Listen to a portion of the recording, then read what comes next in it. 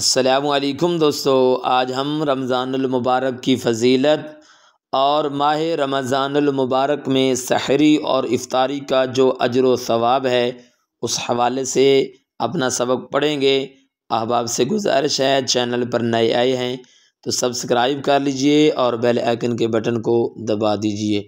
ماہ رمضان المبارک وہ مہینہ ہے جس کے متعلق لجپال کریم آقا صلی اللہ علیہ وآلہ وسلم نے ارشاد فرمایا، بے شک سرکش شیاطین کو جکڑ دیا جاتا ہے اور تمام دوزخ کے دروازوں کو بند کر دیا جاتا ہے اور جنت کے سارے دروازے کھول دیے جاتے ہیں۔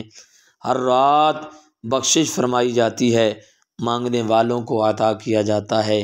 سامعین محترم، ماہ رمضان المبارک کی برکتوں اور رفعتوں کا اندازہ آپ اس حدیث مبارکہ سے لگا لیجئے گا جو طبرانی اوسط میں اور صحیح ابن حبان کے اندر حضرت عبداللہ ابن عمر رضی اللہ تعالی عنہما سے مروی ہے۔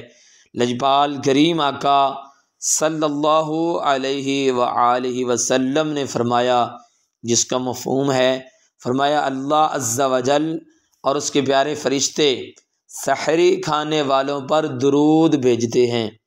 کتنی پیاری فضیلت ہے ماہ رمضان المبارک کی کہ سحری یعنی وہ کھانا جو ہم صبح روزہ رکھنے کی نیت سے کھاتے ہیں اس کا کتنا اجر و ثواب ملا۔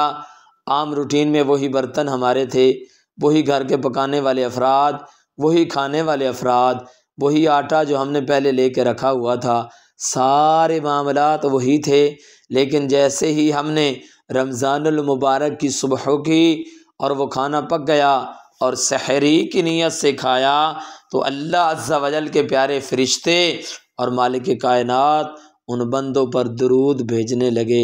کتنا ہی پیارا مقام ملا، کتنی ہی عزت اور فضیلت ملی ماہ رمضان المبارک کے اندر۔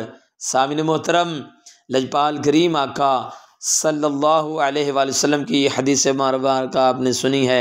ایک اور حدیث مبارکہ طبرانی کبیر کے اندر حضرت عبداللہ ابن عباس رضی اللہ تعالی عنہما سے مروی ہے، سنیے گا اور جھومیے گا۔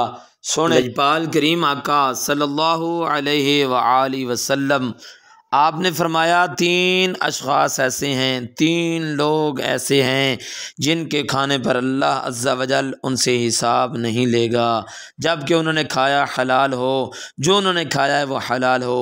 ان میں سے پہلے نمبر پر فرمایا وہ بندہ جو روزہ دار ہے، اور دوسرے نمبر والا وہ بندہ جو سحری کھانے والا ہے، اور تیسرے نمبر پر وہ بندہ جو سرحد پر گھوڑا باندھنے والا ہے۔ کتنی مہربانی ہے اس مالک کائنات کی۔ پہلے نمبر پہ یاد رکھ لیجئے، سابقہ امتوں کے لیے اجازت نہیں تھی کہ وہ اٹھ کر صبح سحری کر لیتے۔ لجپال کریم آقا صلی اللہ علیہ وآلہ وسلم کے غلاموں جب یہ روزے فرض ہوئے، صحابہ کرام نے اسی طرح روزے رکھے۔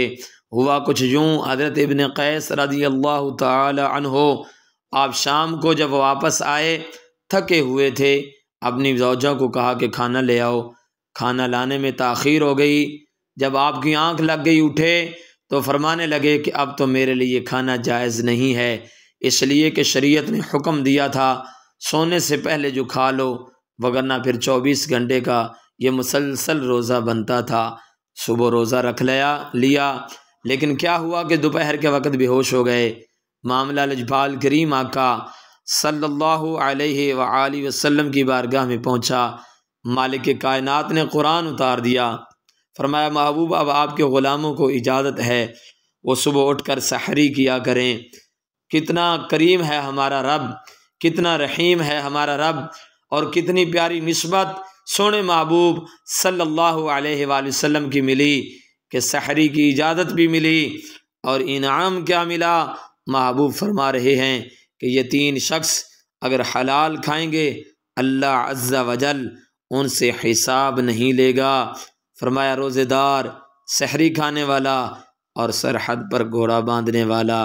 اس لیے محبوب علیہ الصلوۃ والسلام نے ارشاد فرمایا، ابو سعید خدری رضی اللہ تعالیٰ عنہ راوی ہیں، مسند امام احمد بن حنبل کے اندر روایت موجود ہے، فرمایا کہ سحری کل کی کل ہی برکت ہے، اسے نہ چھوڑنا، اگرچہ ایک گھونٹ پانی ہی پی لو۔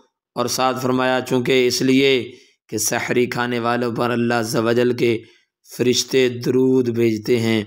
اور سونے لجپال کریم آقا صلی اللہ علیہ وآلہ وسلم نے ارشاد فرمایا، یہ مسلم شریف کے اندر، ابو داود، ترمذی، نسائی شریف کے اندر حضرت عمرو بن عاص رضی اللہ تعالیٰ عنہ سے یہ روایت مروی ہے۔ سونے لجپال کریم آقا صلی اللہ علیہ وآلہ وسلم نے فرمایا، ہمارے اور اہل کتاب کے روزوں میں فرق سحری کا لقمہ ہے۔